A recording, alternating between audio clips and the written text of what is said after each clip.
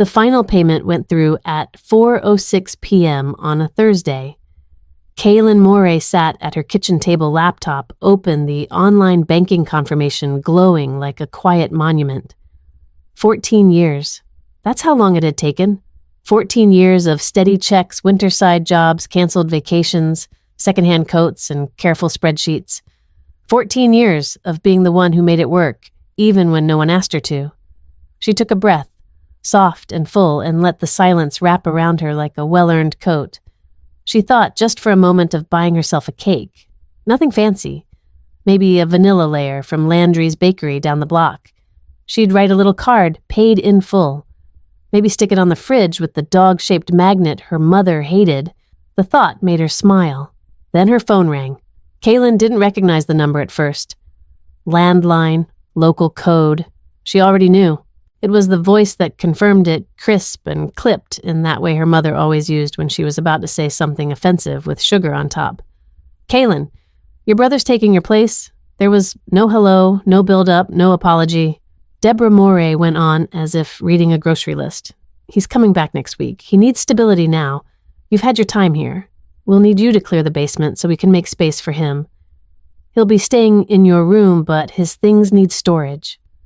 Kaylin stared at the glowing bank confirmation still open on her screen. Her hand didn't move. Her voice didn't rise. She had once tried to fight her mother. Once, at 19, over a prom dress. It hadn't ended well. Now, at 37, she knew better.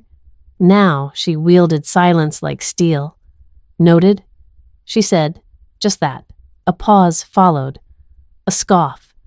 The click of her mother hanging up. Kaylin placed the phone down gently beside her mug. Her tea had gone cold. Outside late March, winds pressed against the kitchen windows, soft and slow like a warning. She reached forward and closed the laptop. They always thought silence meant submission. They were wrong. Kaylin Morey had lived in the basement of the house on Waverly Street for most of her adult life. It hadn't always been a basement. When she first returned from college, it was a cement box with a leaky sink and spiders in the corners.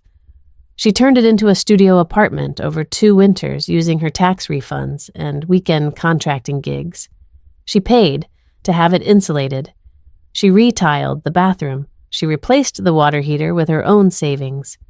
Every repair, every update, every new fixture was logged in a folder labeled Morey Property, personal. Not that anyone ever asked.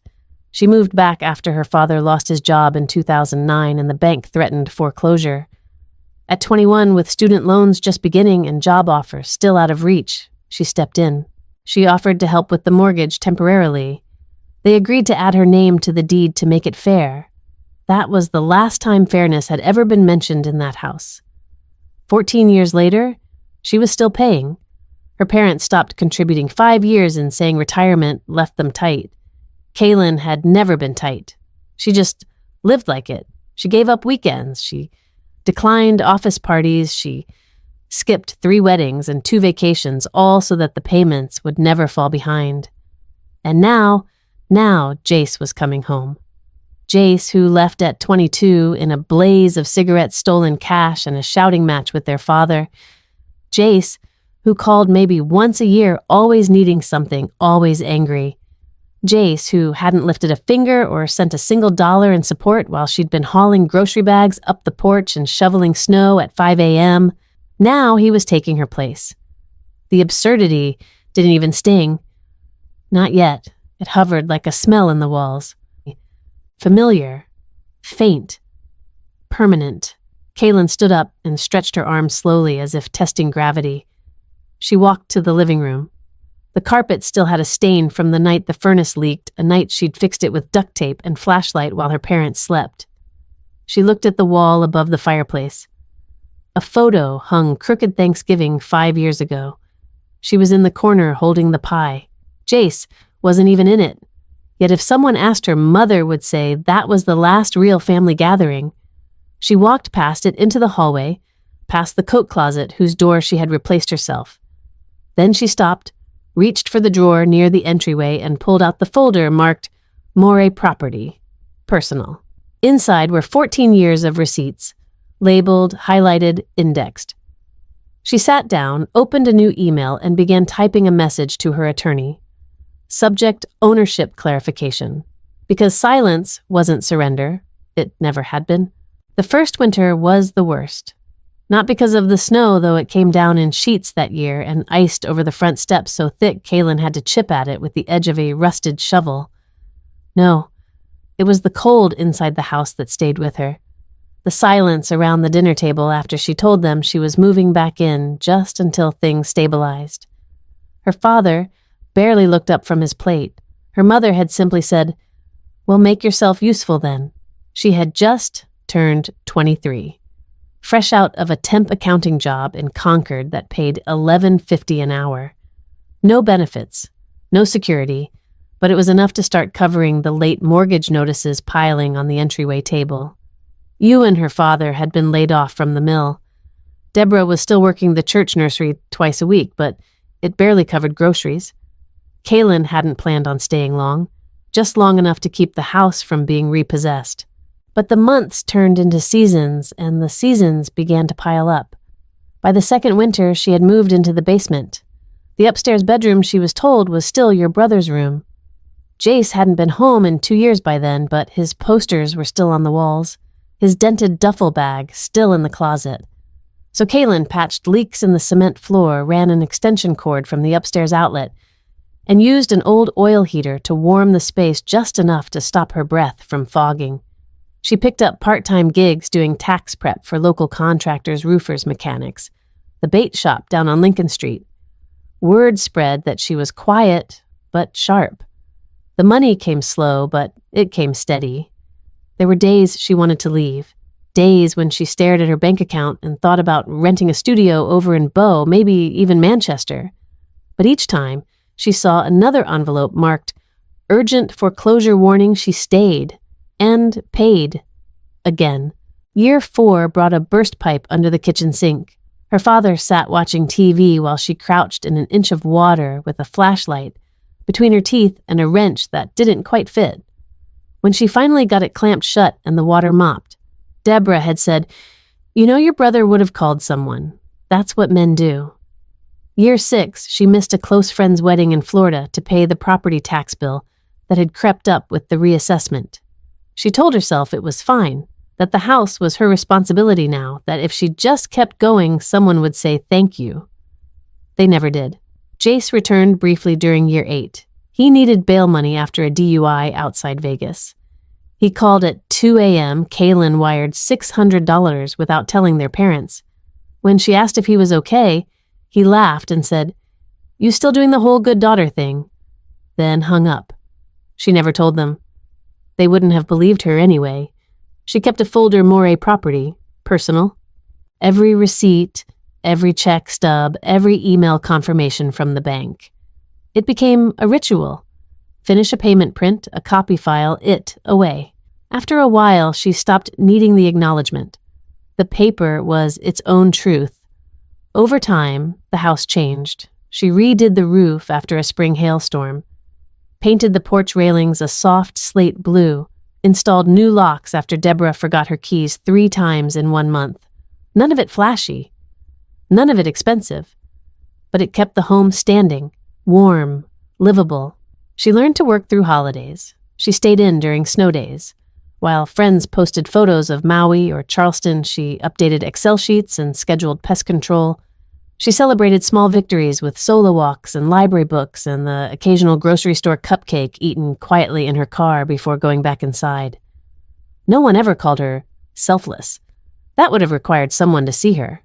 Sometimes when she came home late from a long day of tax audits and consulting calls, she'd sit in the driveway for a minute watching the porch light flicker. The house never thanked her, but it stood, and that was enough. By year 12, her parents no longer even asked how the bills were paid. It was simply assumed the mortgage handled itself, as if the roof didn't stay over their heads because of her, as if the heat didn't hum on winter nights because she had quietly cut corners on her own groceries. Jace hadn't been mentioned in nearly 3 years, until the phone call, until Deborah's voice flatly declared him the rightful heir. as if the 14 winters Kaylin had spent keeping the house together were just a pause in someone else's story. She stared at the folder again. Moray property, personal, 14 years thick. She closed the drawer slowly. I didn't just pay off their house, she thought. I built their shelter. The office smelled like old carpet and lemon disinfectant. A plastic ficus stood by the door, its dust catching sunlight in a way that made it look somehow more real. Kaylin sat across from a woman in a slate gray blazer glasses perched halfway down her nose, fingers tapping keys with the precision of someone who didn't bother with small talk unless necessary. Miss Grenly was in her late 50s, wiry, no nonsense. She didn't offer coffee, didn't ask about the weather. She clicked her pen and said, "You brought the documents." Kaylin slid the folder across the desk. 14 years worth, receipts, tax forms, payment confirmations, maintenance invoices. I've highlighted the mortgage transactions and cross-referenced with the property tax records. Miss Grenly glanced at the label, Moray property, personal. Her eyebrows raised slightly, a rare shift in her otherwise locked-in expression. She flipped through the first few pages, pausing only to skim Kaylin's original notarized inclusion on the deed in 2010, added during the forbearance, she noted. My father was 6 months behind, Kaylin said quietly. The bank required a second name. I was working 2 jobs at the time, and neither of them have made a payment not since 2013. I've covered every dollar since then. Quietly. Miss Grenly nodded once. So you paid off the mortgage, paid for all major repairs, and remain listed as co-owner. Kaylin nodded. But they assume it's still theirs, that I was just helping out. You weren't. Miss Grenly picked up her pen again. You were maintaining an asset you co-own. You've invested, you have documentation, and more importantly, they have no financial record of involvement for over a decade. Emotionally, this may be complicated. Legally, it's clean. Kaylin exhaled through her nose. Not relief, exactly. She hadn't come here to be soothed. She came for facts. I want to file for sole ownership, she said. Miss Grenly didn't blink. Then we'll begin the transfer. I'll draft a quitclaim deed and a petition for title correction. They'll be notified and have 30 days to contest. They won't, Kaylin said. They don't even remember I'm on the title. My mother thinks this house is a family heirloom. It's not. It's a file number with a debt trail and my name stamped all over it. Miss Grenly gave the faintest trace of a smile. It's your name on the line and your money that got it here. They gave up claim the day they gave up contribution. Kaylin sat straighter. That one sentence, dry, legal, without ceremony, was more acknowledgement than she'd heard in 14 years. She signed the preliminary forms. The pen barely made a sound, but each stroke felt heavier than the last. A line between the life she'd been made to hold together and the one she was finally choosing for herself. As they reviewed the last few pages, Miss Grenly added, When this is finalized, you'll be listed as the sole legal owner. They can still live there if you allow it. But they'll be tenants, not decision makers. Kaylin nodded. I'm not trying to throw them out. No, Grenly said, stacking the papers neatly. You're just reminding them whose roof they've been under. Kaylin didn't smile. She didn't need to. The paper did it for her. When she left the office, the late afternoon wind carried the smell of thawing dirt and wet pavement. March in New Hampshire never quite felt like spring, but it was trying. Kaylin paused outside, letting the cool air fill her lungs. The weight she carried hadn't lifted, not yet, but it had shifted. Now it had shape, boundaries, pages. She pulled out her phone, opened her notes app, and typed 2 words, title transfer. For the first time in 14 years, she didn't feel like she was living in someone else's house. She was reclaiming what was already hers, on paper, and soon in practice. It was raining the day Jace came back, of course it was. Not a cinematic storm, not thunder or lightning, just that damp, relentless drizzle that clings to everything and makes even the driveway look like it's been crying. Kaylin heard the car before she saw it. A low hum pulling up to the curb tires, easing into the space she'd shoveled clean 3 mornings ago. She didn't go to the window. She didn't need to. She knew the rhythm of his arrival late, loud, and undeserved. the same way he always showed up after a string of poor decisions and broken promises without apology and with just enough charm to get welcomed back. The front door opened with a too loud swing, and there he was. Jace Moray, 39 years old, same height as their dad, but leaner now, worn down in a way that didn't quite read as age, just erosion. His hair was longer, darker, maybe dyed. The goatee was new. He carried a beat-up duffel over one shoulder and held a Bluetooth speaker in his other hand, blasting something low and bass-heavy, a song Kaylin didn't recognize. He didn't look around, didn't pause, just walked in like he'd never left. Kaylin stood at the edge of the hallway, half in shadow, watching from the top of the basement stairs. Jace dropped the duffel on the floor, kicked off his sneakers without untying them, and made a beeline for the living room. He flopped onto the couch, set his speaker on the her coffee table, and put both feet up beside it like he owned the place. The cushions sank under his weight, the fabric creasing where she had spent years keeping it clean. Her mother was already fluttering behind him, voice high and warm like she'd just won a prize on a morning talk show. "We're so glad you're home, sweetheart. Really, just finally." Her arms went around him and he barely moved. "We'll get your room back in order. You can sleep there tonight, and tomorrow we'll clear out the basement for your work setup." Work? Kaylin blinked. Since when had Jace had work? Her father emerged from the kitchen with a beer in hand, holding it out like an offering. "Welcome back, son." Jace cracked it open without a thank you, took a sip and leaned back like he was sliding into a role he hadn't rehearsed in years but still knew by heart. Kaylin stepped away from the stairwell back into the quiet of her basement apartment. She didn't slam the door, she didn't say a word. Upstairs, the music kept playing. Laughter followed, muffled voices through old floorboards that had never quite been insulated right. She sat on the edge of her bed, hers, paid in full with her first bonus check 6 years ago, and stared at the dent in the drywall where the space heater had once fallen. She remembered patching that wall on a Sunday morning while her parents were at church and the basement smelled like mold and resolve. Jace had been in Arizona then, or maybe Colorado. She'd stopped keeping track. Wherever he was, he hadn't been sweating over drywall mud or budgeting for winter insulation. He hadn't even called. She could hear her mother talking loudly over the speaker's thump. "You must be starving. I'll make your favorite those ribs you like, and I'll move Kaylin's boxes tomorrow. She's fine down here. She understands."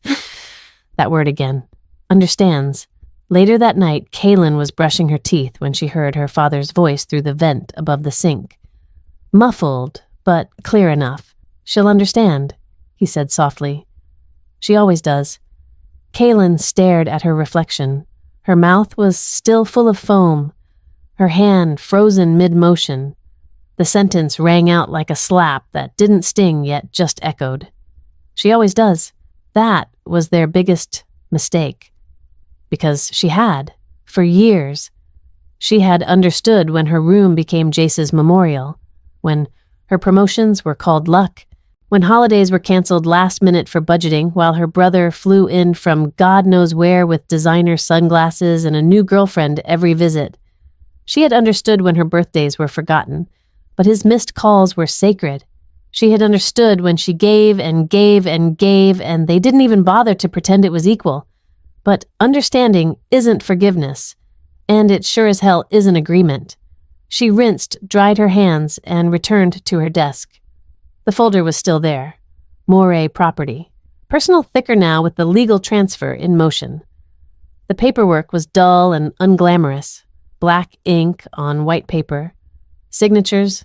Dates. Lines drawn between what was and what would soon be. She opened her laptop and checked the confirmation email from Miss Grenly. Title correction submitted. 30-day notice to co-occupants would be mailed the following week. Her finger hovered over the mouse for a moment before she clicked into the spreadsheet she'd been keeping a quiet log of everything she'd covered in the house over the years. Roof repairs, furnace tune-ups, new dishwasher, all tagged, itemized, dated. Jace's name wasn't on a single line. Kaylin leaned back in her chair and looked around her space-plane walls. 3 lamps, a rug with a wine stain she'd never quite gotten out. It wasn't glamorous, but it was hers. built on long nights and longer winters. And soon the house above would be hers, too, not just in secret, not just in silence, on paper, legally, undeniably. Upstairs, someone opened the fridge. Jace's voice low, annoyed. "Where's the damn mustard?" A drawer slammed. Kaylin shut her laptop. She didn't need to hear the rest. They'd made one assumption too many. And soon they'd learn what she understood now. When you treat the person holding the roof over your head like they're replaceable, you'd better check whose name is on the deed. It took exactly one visit to the courthouse, one notarized packet from Miss Grenley's office, and one early Saturday morning at the hardware store. By the time the sun had fully risen over Waverly Street, Kaylin had already changed every lock on the upstairs doors. Quietly, legally, without ceremony. She started with the front door replacing the worn brass knob with a digital keypad, keyless, programmable, and efficient. The kind used in rentals and short-term corporate housing. Then she moved to the side door replacing the outdated latch with a modern deadbolt and installing a code panel above the handle. The back patio already had a smart lock she'd installed herself 2 years earlier, back when she still thought being helpful might someday earn her a thank you, but she rewired it anyway. Not because it didn't work, but because she needed to know without a shred of doubt that every point of entry was now hers to control. As she worked, the morning air was cold but dry, and a few birds chirped in the neighbor's pine tree like it was any other weekend. No one in the house noticed she was on the roof briefly to check the attic vent. No one noticed her in the garage, resetting the keypad to a new access code. They were too used to her being invisible, to things just working. But today they'd learned that working didn't mean waiting, and silence didn't mean permission. Her mother noticed first. Deborah came back from church just after 10, tugged at the front door like it had betrayed her. Kaylin was in the living room folding a blanket when she heard the initial rattle of confusion, then the sharper knocks 3 in a row, hard and irritated. Kaylin opened the door with complete composure. "We've lived here 35 years, Deborah said, storming past her like she owned the air. She clutched her purse like a shield, her shoes still damp from the church steps. "What is this keypad nonsense?" Kaylin didn't flinch. She handed her a typed sheet, single-spaced, stapled. A formal notice of sole ownership signed by both Miss Grenley and the county registrar. It was clean, factual, clinical. Deborah didn't read past the second line. "You changed the locks, I updated security," Kaylin replied. "As sole property owner, I have the right." Her mother scoffed, dropping the paper on the entry table like it was contaminated. "You're making a statement." Kaylin tilted her head slightly as if examining the words before speaking. "No, Mom, I'm making a boundary." That evening, Kaylin packed her things not to leave but to move. For 14 years, she had kept her life folded into the basement like a backup plan. She had lived beneath them physically and symbolically, taking up the least space possible while shouldering the most responsibility. Now she unrolled the rugs she had stored, unpacked the books she'd sealed in bins, and carried her life quietly without asking into the master suite upstairs, her old bedroom, the one she gave up for Jace when she was 23, the one that had been painted over in gray blues he never liked, then sat mostly empty for a decade. The one her parents insisted was still his room, even as Kaylin paid the heating bill every winter to keep it warm. She made the bed with new sheets. She set her books on the shelves where his trophies used to sit. She placed a lamp on the nightstand and turned it on just to watch it glow. Jace came home late. The speaker was thudding from inside his backpack, some track pulsing with bass. He didn't notice anything was different until he stepped into the living room and saw Kaylin's laptop open on the coffee table. His feet stopped mid-step. "You're in my spot," he said, tone low and edged with disbelief. Kaylin didn't look up. "You never lived here, Jace. You just dropped in." He blinked like he couldn't quite compute the challenge. Then he glanced down the hallway, eyes narrowing. "Is that my room?" "It was," she said. "Now it's mine again," he scoffed, dropped his bag to the floor like a child losing a game. "Mom said I could stay in the basement." "I moved out of the basement," Kaylin said evenly. "You can stay in the guest room if you ask." He didn't ask. He shouted, "You think you're better than everyone now because you paid off a few bills." Caitlin stood finally. She didn't raise her voice. She didn't need to. A few. Her parents emerged from the hallway, Deborah in slippers, Ewan rubbing sleep from his eyes like this was all too much to process. She's being unreasonable, Deborah muttered to her husband as though Caitlin wasn't standing right there. She's being ungrateful, Ewan said under his breath, but loud enough to land. That word, ungrateful, slid in under her ribs like a cold knife. Caitlin let it settle. Let it echo.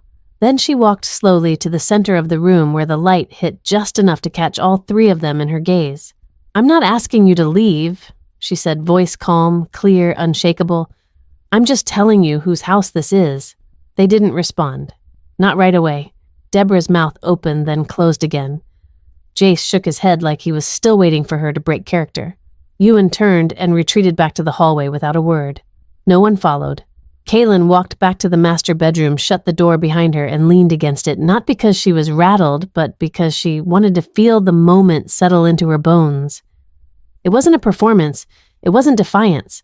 It was declaration. She slept soundly that night. No footsteps overhead. No pipes clanging beneath. No echoes of expectation. Just locked doors and the knowledge that for once the space around her didn't ask her to shrink. And no one could take it not without walking through a door they no longer had the code to. The knock came just after 10 in the morning. Not the frantic kind that signals emergency, nor the hesitant tap of someone uncertain about their welcome. Just 3 deliberate thuds measured confident and unmistakable. The kind of knock her mother used when she was coming, not to ask, but to declare. Caitlin didn't need to check the peephole. She already knew. She opened the door with her coffee still in hand. Deborah Morey stood on the porch in a blouse ironed into stiff perfection and navy slacks that hadn't fit comfortably since the Bush administration. In her hand, a manila envelope clutched like evidence in a courtroom drama. Her lips were pursed so tightly Caitlin could see the creases cutting into her chin. "This has gone too far," Deborah said without preamble. Caitlin stepped back. "Come in." Her mother entered with the posture of someone reluctantly crossing enemy lines. She didn't sit. Instead, she hovered in the center of the living room like a judge inspecting a crime scene. Her eyes swept over the room, the geometric rug Caitlin had chosen during a Labor Day sale, the floor-to-ceiling bookshelf filled with accounting texts, memoirs, and poetry, the framed diploma from Syracuse above the mantel. Each item seemed to offend Deborah personally. "You've embarrassed this family," Deborah said finally. "Your brother came home to heal, to reconnect, not to be locked out and treated like a squatter." Caitlin took a slow sip of coffee, letting the steam fog her glasses slightly. "He wasn't locked out," she said. "He was offered a guest room. He chose not to take it." Deborah shook the manila envelope. "We're looking into our options. Legal options." Caitlin raised an eyebrow, entirely unfazed. "If necessary?" Her mother replied, though her voice dipped just slightly on the last syllable. Caitlin nodded once. She walked calmly to the side cabinet, opened the second drawer, the one with her organized folders and labeled sections, and pulled out her own envelope. It was larger, thicker. She placed it on the coffee table like setting a chess piece on the board. "Have a seat," she said. Deborah hesitated, then perched on the edge of the couch like it might bite.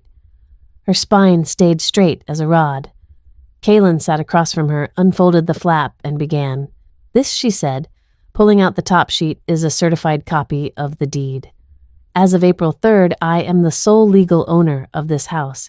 It's been registered, signed, and notarized. You'll see the stamp and the county record number here." She slid it across the table, deliberately slow. Deborah stared at it but didn't touch it. These Caitlin continued placing a second stack beside the first. R. Payment records. Mortgage installments from January 2011 onward.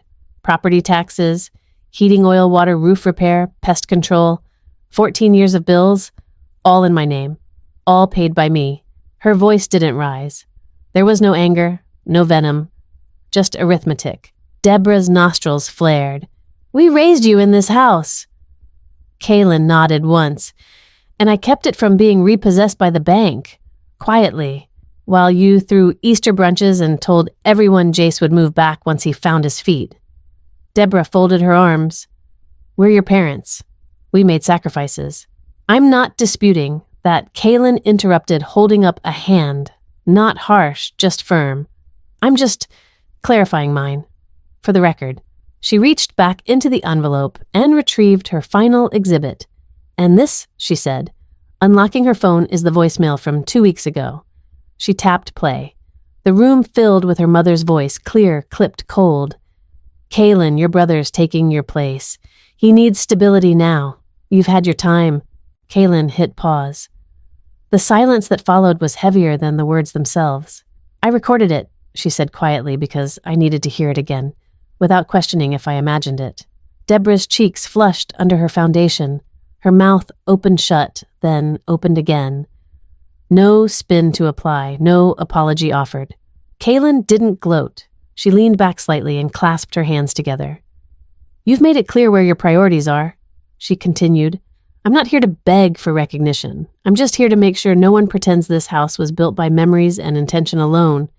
It was built on paperwork, on checks written, on work done at 2 a.m. during audit season so I could make the February payment when you were short on money after your cruise. Her mother's expression didn't soften, but something in her posture sagged a subtle collapse like the wind had gone out of her sails. Kaylin stood, picked up her documents and stacked them neatly back into her folder.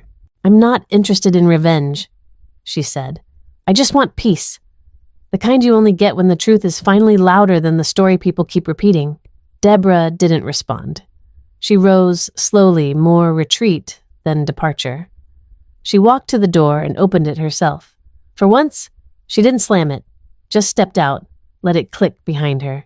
Kaylin stood at the window and watched her mother descend the porch steps, envelope still gripped in her hand, unread. Later, as Kaylin rinsed her coffee mug in the kitchen sink, she spoke softly, not to anyone, just to the quiet. They raised me to be quiet. Turns out, I listened, and built a paper trail while they were busy choosing favorites. She dried the mug, placed it back on the rack, and walked toward the sunlit hallway. The floorboards beneath her feet were warm, finished by her hands, sanded smooth one summer when everyone else was in Cape Cod. Outside, a breeze lifted the corners of an old welcome mat. A single red maple leaf skated across the porch like punctuation.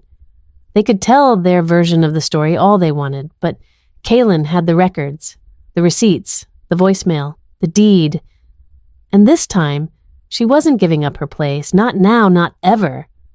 The last of the snow had melted into gray slush a week earlier, leaving behind a yard that looked neither dead nor alive, just tired.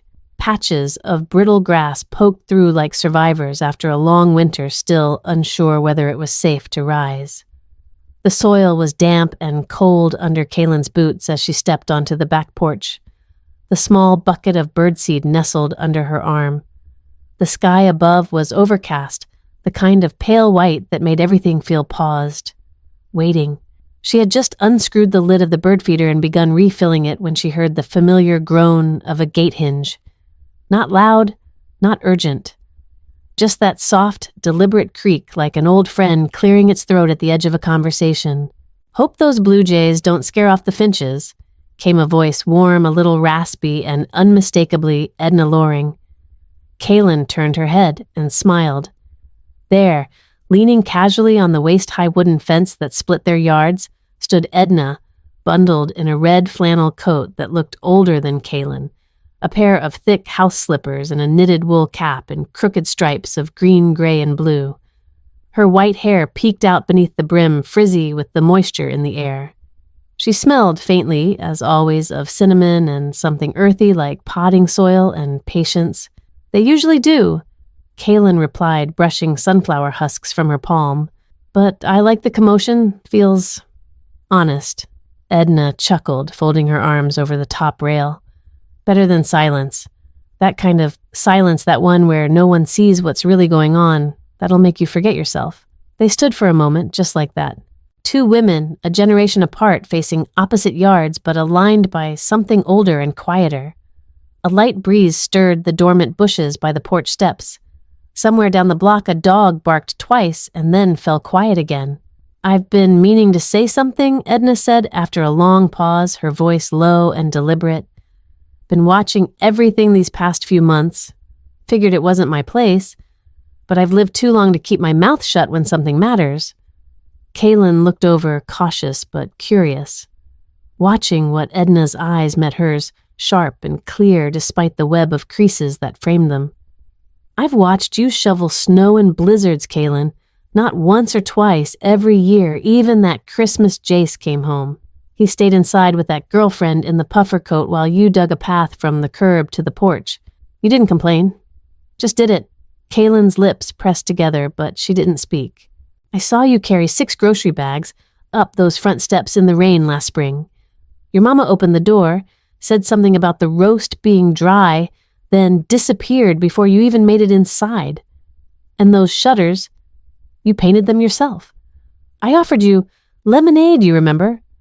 Kaylin gave a small nod. "I told you I was on a work call. You said you had a 20-minute window to finish before a meeting. And you still smiled. Didn't even let on your wrist was sore." Kaylin let out a breath soft and tight. "They don't see it. They never did." Edna straightened slightly, her voice firm but not unkind. "Oh, sweetheart. They chose not to. That's a very different thing." The words landed with a heaviness Kaylin hadn't expected. She felt her shoulders react before her mind caught up something uncoiling inside her, something too long buried under duty and silence. "You didn't inherit that house," Edna continued. "You built it. Not from scratch, no, but from what was left.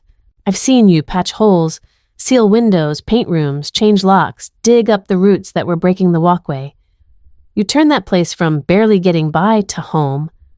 You made it livable, and you kept it livable."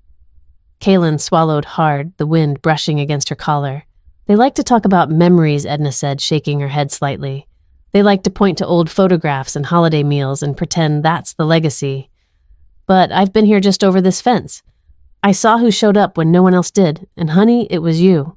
For a second, Kaylin couldn't speak. Her throat was tight and she wasn't sure why the kindness hurt more than the absence ever had. "Thank you," she managed. Her voice was low, just above a whisper. I don't know if I needed to hear that or if I just didn't realize how much I needed someone to say it out loud. Edna smiled gently, her eyes softening. "We all need witnesses. Even quiet work deserves to be remembered. Especially quiet work." They stayed like that for a while, the air between them light and still the kind of silence that doesn't ache but settles.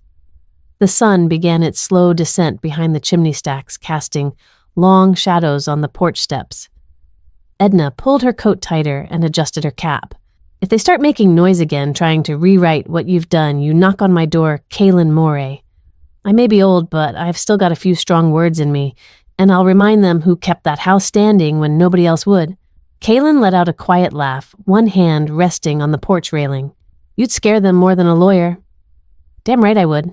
Edna turned and made her way back across her yard slippers, squeaking slightly on the wet concrete path. She walked with purpose, slow but steady.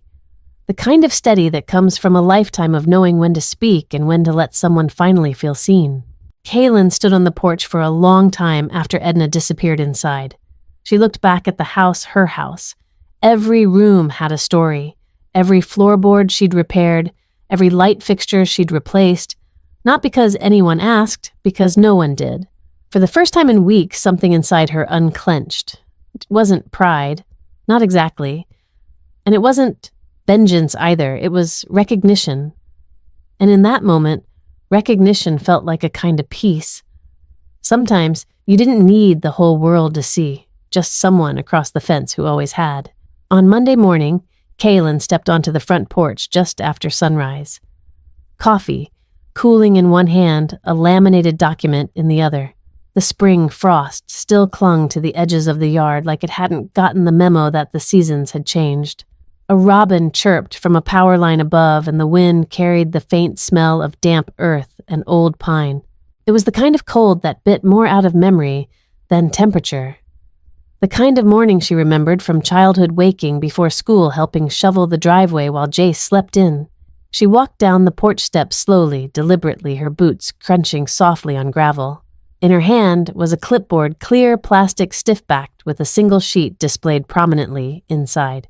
She reached the wooden post near the front steps, the one just beneath the mailbox, and nailed the notice at eye level.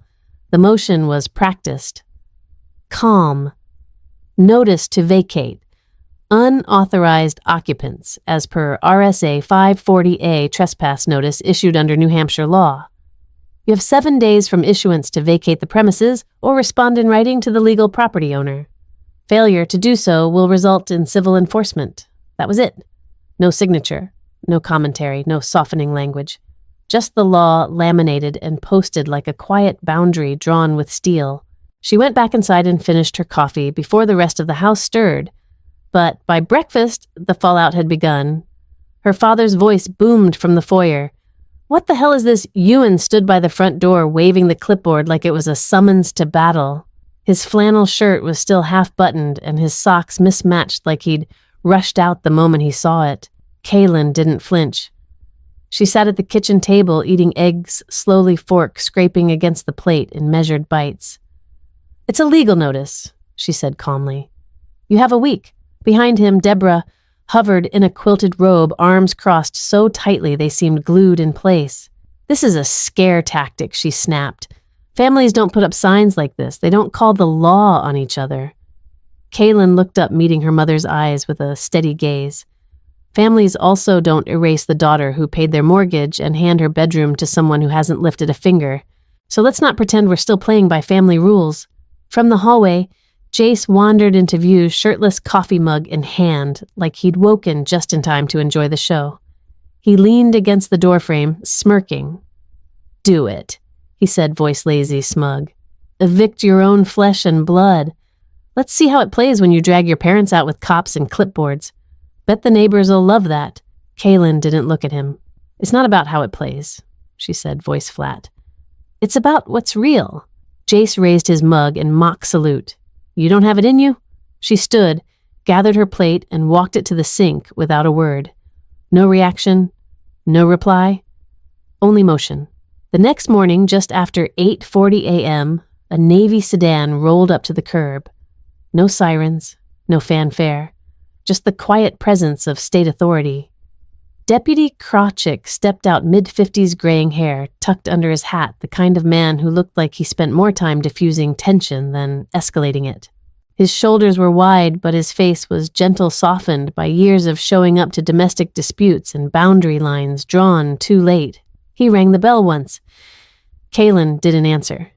She stood upstairs behind the edge of the curtain, watching through the front window. She didn't need to be in the room. She already knew what would be said. She had rehearsed it in her mind 100 times. Deborah opened the door. She gestured with one hand, her voice raised, not yelling, but clearly pleading a case. Ewan appeared behind her arms, folded like he was expecting to intimidate someone. Jace lingered in the shadows of the hallway, never coming fully into view. Krawczyk didn't argue. He didn't escalate.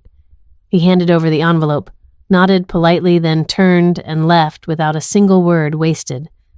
Kaylin let the curtain fall back into place. The deputy's cruiser rolled away quiet as it had come. The porch was still again. Upstairs, the bedroom she now called her own was bathed in soft morning light. The slats of the blinds painted lines across the hardwood floorboards she had sanded, sealed and stained herself 5 winters ago. She sat on the edge of the bed, her breath slow, even. It wasn't triumph, it wasn't peace, it was resolve. That night, at dinner, her father tried again. "You think this makes you strong?" he asked, voice lower, now laced with wounded pride. Pushing out the people who gave you life, Kaylin cut her roasted carrots into perfect pieces. "I'm not pushing," she replied. "I gave notice. You decide what to do with it." Her mother set down her fork with a dramatic clink.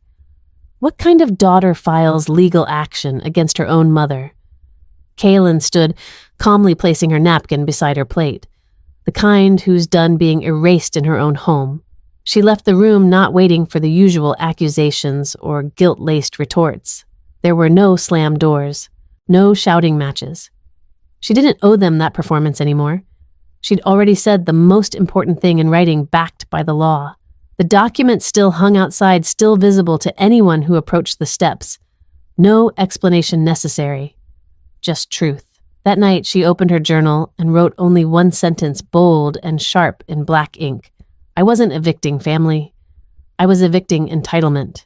And for the first time, since filing the paperwork, Kaylin slept soundly, knowing no one else had a key. They came on a Sunday afternoon, trickling in one by one, then in sudden waves. Kaylin noticed the first car before noon parked slightly crooked against the curb. By 1:45, 5 more had joined it, 2 tires up on the sidewalk, like courtesy didn't apply when bloodlines were involved. From behind the living room blinds, she watched it all unfold the way you might watch a storm move in across an open field, slow, theatrical, and inevitable. Her mother had orchestrated this, no doubt. Probably made the call sometime around Wednesday when her attempts at private persuasion had failed. Deborah Moray knew exactly how to build a narrative that would make Kaylin look like the ungrateful one, the cold daughter, the hard-hearted landlord with no loyalty and even less grace. By Sunday, the cast had shown up in full, ready to perform. Aunt Nadine arrived first, trailing the heavy scent of floral perfume like a warning flare. Then came Uncle Tim, his walk, still stuck in a 1980s swagger, calling her kiddo, as though she hadn't paid every property tax bill since 2013. 2 cousins came next sisters with diaper bags and toddlers in tow, giving Kaylin polite but uncertain smiles, the kind you wear when you're not sure if you're walking into a potluck or a battlefield. By 2:30 p.m., the house felt tighter than it had in years. People leaned on counters, filled the couches, hovered around doorways with coffee cups and cautious expressions. Some smiled too brightly. Others avoided her eyes entirely. Everyone seemed to know the script, except Kaylin. Deborah clapped her hands gentle but firm, the same way she used to get everyone's attention before saying, "Grace on Thanksgiving." "Okay," she said, voice syrupy. "Let's just have a little family talk. Nothing formal, just a chat." Kaylin stood near the hallway arch, one shoulder resting against the wall, arms crossed. She wore jeans and a faded long-sleeved tee, no blazer, no statement. But she carried something no one else in the room had, the truth. Not the kind that raises its voice, but the kind that stands so still it forces others to fidget. "I think we all know what this is about." Nadine started smoothing her skirt like it might soften her tone. "Sweetheart, I just think maybe you're overreacting. This house, it's more than wooden walls. It's history. It's your brother's home, too." Kaylin didn't move. Uncle Tim stepped forward, next, his voice carrying that familiar, casual authority. "You've done a lot here, Kale. No one's denying that. But we were raised with a certain kind of grace. You don't file paperwork on your parents. You sit down. You work it out." Quietly, Nadine added, nodding. With dignity. A cousin across the room spoke hesitantly. "We were just surprised." The sheriff. The notice on the post. It felt harsh. Kaylin let it all wash over her. The curated concern, the performance of unity, they came with coffee and moral lessons, like that could substitute for the 14 years she'd spent holding this house together, while the rest of them disappeared. Deborah stayed silent, sitting in the armchair with her hands folded in her lap, fingers clasped so tightly the knuckles had gone white. Her eyes darted toward Kaylin now and then, as if still hoping she'd break, that the pressure of being watched, judged, outnumbered, would finally force an apology, but Kaylin remained still. Her pulse didn't spike. Her jaw didn't clench. She didn't owe them a defense, not anymore. And then, without a knock, the front door opened. Edna stepped inside with the slow grace of someone who knew she belonged, even if no one had asked her to come. She wore her best Sunday sweater, a pale blue wool button-up over a lavender blouse, and carried her purse looped over one arm, posture straight, eyes clear. The room quieted instantly. Deborah blinked. Edna, hi. "We weren't—" "I know," Edna interrupted, not unkindly. "You weren't expecting me." She scanned the room, pausing just long enough on each face to let her presence settle. When she landed on Kaylin, she gave a small nod, brief but grounding. Then she turned to the group. "I've lived next door to this family for 31 years, she said. Long enough to know what gets said behind closed doors and what never gets spoken aloud. No one moved. I've watched Kaylin shovel snow at dawn in January. I've seen her fix broken siding with her own hands. I've watched her haul groceries inside during thunderstorms and repaint shutters while half this family didn't return her calls. I saw her carry this house when it would have collapsed, if not physically, then certainly financially. Uncle Tim shifted his weight. One cousin looked down at her phone. And I watched the rest of you show up for pie and holidays, then vanish when the roof leaked or the foundation cracked. You weren't here when the taxes jumped. You weren't here when her father stopped showing up. And you weren't here when her brother returned with nothing but expectations. Edna's voice didn't rise. It didn't need to. The strength was in her steadiness. You think this house is yours because you remember it. She made it livable. She made it last. And that counts more than memory. Nadine cleared her throat as if to speak, but Edna raised a hand, silencing her with nothing more than a glance. She earned this, she said, turning to Kaylin now.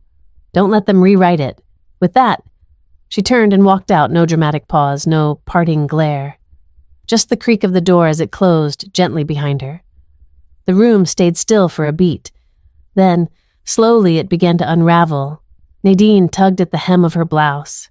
One cousin murmured something about needing to check the baby. Uncle Tim gave Kaylin a quiet, unsure pat on the shoulder and mumbled, "Take care, kiddo," before heading for the door. By 4:00, the house was empty again. Kaylin stood where she had, from the beginning, unchanged in position, but transformed in presence. She hadn't made a speech, hadn't raised her voice, but her story had been spoken. Not by her, but for her, and sometimes that was the loudest truth of all. The boxes came down from the attic one at a time. Old lamps, spare dishes, a forgotten treadmill. Kaylin moved through the basement with the steadiness of someone who knew what stayed and what no longer had a place. The studio she'd built for herself at 23 had long outlived its original purpose. It was never just a place to sleep. It had been shelter, sanctuary, and silent protest. But now, it was time to make it into something more. She rolled up the area rug and stacked the bookshelves against the far wall. Every corner she cleared opened a little more air, a little more possibility. The cement floor would need refinishing. The ceiling tile above the old radiator sagged, and she made a note to replace it. But the bones of the room were solid. She knew that better than anyone. She had patched them herself. By the end of the first week, the furniture was gone, and a contractor named Danny, a quiet woman with a utility belt and no time for small talk, was measuring outlets and adjusting wiring. "You turning this into a rental?" she asked offhandedly as she marked the wall with blue chalk. Kaylin shook her head. "Something closer to a classroom." Danny raised an eyebrow but didn't push. She just nodded and got back to work. In the evenings, Kaylin sat at her kitchen table drafting ideas. She sketched layout plans on graph paper, made lists of local nonprofits, and outlined a curriculum in the margins of a yellow legal pad. Tax basics. Budgeting for single-income households. How to read loan agreements without being steamrolled. How to say no to family and not hate yourself after. She thought about the women she'd seen walk into the bank where she consulted the tired ones, the ones who said things like, "I don't handle the bills, my husband always did," or "It's just how my mom taught me, I never thought to ask questions." She wasn't going to start a revolution, but she could light a lamp in a basement. She named it the Ledger Room, because ledgers kept truth, not just numbers, but timelines, patterns, evidence of choices, like hers had, and because she liked how it sounded steady, simple, unpretentious. The day the flooring went in, she stood barefoot on the new planks, feeling the warmth of the underlay through her heels. She picked up a brush and opened the gallon of paint she'd chosen 3 times and changed twice, a warm stone gray with a hint of green when the light hit just right.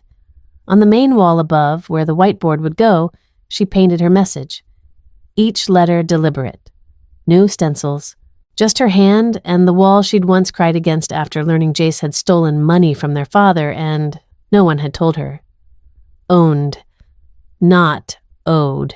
She stepped back and stared at it for a long while, then smiled. Flyers went out the following week, printed simply just enough for the library, the coffee shop, the bulletin board at the community center, where Edna volunteered twice a month. She didn't blast it across social media, didn't add hashtags or QR codes. This wasn't a performance. It was a presence. On the first Saturday in April, 4 women showed up. One was in her 60s, widowed recently and trying to untangle a mortgage her late husband had refinanced 3 times. Another had left her job after a hostile work environment and wanted to know how severance affected taxes. The youngest, maybe 24, had just started freelancing and said she'd never done her own books. They sat on folding chairs Kaylin had borrowed from the Methodist church downtown, sipping burnt coffee and sharing more than questions. By the end of that first 2-hour session, someone laughed. Another woman cried, and all 4 left with notebooks, worksheets, and Kaylin's voice in their heads saying, "Ask for the breakdown. If they can't explain it to you, don't sign." As the door shut behind the last guest, Kaylin looked around the basement. It still smelled faintly of paint and sawdust, but now it also carried something else, something like clarity, like beginning again on her own terms. She wiped down the table, adjusted the whiteboard, and switched off the lights. The painted wall stood behind her, bold and unflinching. Owned, not owed. She didn't need her family to see it. This wasn't for them. It was for every woman who'd been told to just trust, to just help, to just understand. She had understood. Too well. Now it was her turn to teach others how not to disappear. It happened quietly, the way it always did with Jace. One morning he was there, his boots kicked off in the hallway, his voice echoing down the stairs as he argued with someone on speakerphone, and the next he was gone. No shouting match, no confrontation, just absence. Kaylin noticed first when the house felt too still. The upstairs bathroom door was ajar, the faucet dry. No used towels balled on the floor. His coffee mug, the one with the chipped lip he insisted was lucky, sat clean on the counter. That alone told her everything. Jace never washed dishes, never returned anything to its place. If the mug was washed and placed carefully by the sink, he was gone. Deliberately. She checked the driveway empty. No text, no note, not even a single sock left behind to anchor his presence. Deborah didn't say a word. Ewan looked past her at dinner that night, chewing slowly like the air had thickened. No one asked if he was coming back. Maybe they already knew better. Maybe they hoped he would. Maybe they didn't care as much as they'd pretended to. But Kaylin didn't ask. She didn't need to. In the days that followed, she noticed the silence again. Not the peaceful kind that filled her room late at night, but the kind that settled in after something is removed. A relief laced with weight. It didn't feel triumphant. It just felt honest. She found the Bluetooth speaker in the kitchen trash a few mornings later, half buried beneath a takeout container and a crumpled receipt. For a moment she stared at it, the dented metal casing, the faded sticker on the back that read, "Vegas or bust." He'd carried that thing like it was an extension of himself. It had thumped through the house for weeks, hip-hop at 9 a.m., ambient lo-fi by noon, late-night indie rock vibrating through the walls like a heartbeat he couldn't settle. Now it sat at the bottom of a plastic bin, discarded without ceremony, just like he'd left everything else. She didn't touch it right away. She just stood there, arms crossed, letting the sight of it register fully. No sentimentality, just a signal. Jace was never one to leave behind something he thought he might need. If the speaker was trash, it meant he wasn't coming back. Later that afternoon, Kaylin slipped it into a cardboard box with a few other items, an old hoodie he'd left on the banister, a pair of sunglasses missing one arm, 2 burned CDs marked in Sharpie. She drove it down to Goodwill, handed it over to a teen at the back door who barely looked up and walked away without offering a name. That night, she sat by the front window with a cup of tea, watching the porch light flicker, something she still hadn't fixed. She could have. She had the tools. But there was something about that flicker that felt real, like the house itself was learning how to settle into a new rhythm. One less dictated by noise and interruption, one shaped by presence, not proximity. She didn't tell anyone she'd dropped off Jace's things. If her parents noticed, they didn't say anything. Ewan had taken to reading quietly in the den. Deborah had started spending more time at church. Neither confronted her. Neither asked for updates. And Kaylin gave none. She didn't miss him, but she also didn't celebrate. Jace was a wound that never fully closed. Scabbed over maybe, but tender when touched. And even in his absence, his imprint lingered. The choices their parents had made, the years they'd spent excusing him, the silence they'd offered her in return for her labor. He didn't steal from her this time, didn't yell or slam doors, he just left. Like always, but this time, something was different. This time, she hadn't waited for the door to open again. She hadn't left a key under the mat. She hadn't crafted a space for his return. This time, she accepted what the silence meant. She didn't need a goodbye to know something had ended. He'd walked out, and she'd let the door shut behind him without flinching. In her journal that night, she wrote just one line. Some people leave like clockwork. Some clocks stop ticking. Then she turned off the light and let the quiet wrap around her soft, complete, and fully hers. Kaylin started with the sink, not because it was broken, but because it leaked hope. The seal around the base had worn thin, and every time she turned the faucet, a slow drip curved down the back of the basin, disappearing behind the cabinets.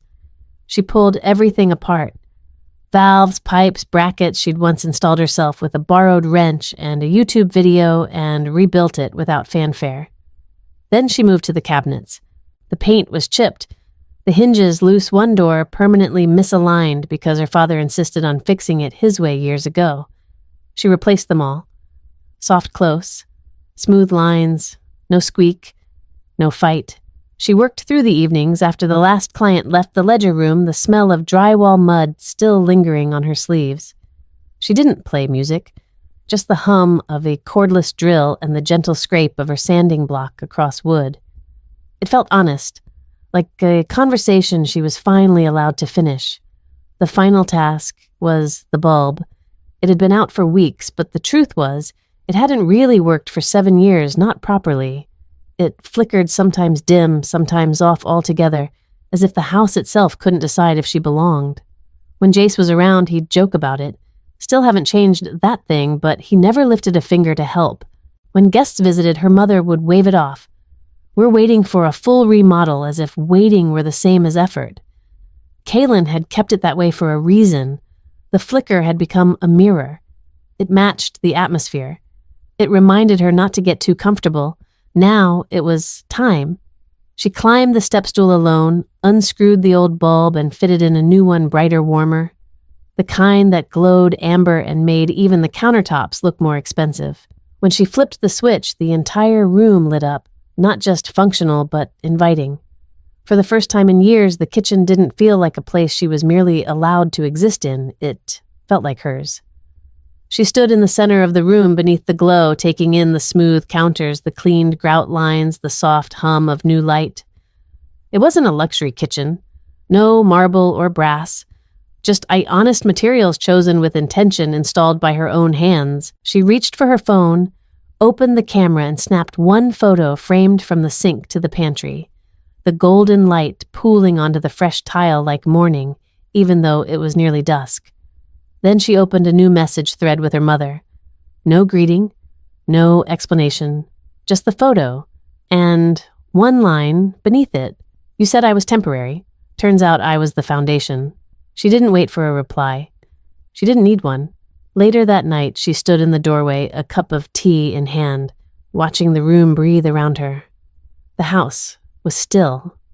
No raised voices, no steps overhead, no echo of someone else's moods bouncing off the walls. Just her, and the light, and the steady, undeniable truth of her presence. In her journal, she wrote her final line for the season, "You can't take someone's place." When they built the ground you're standing on,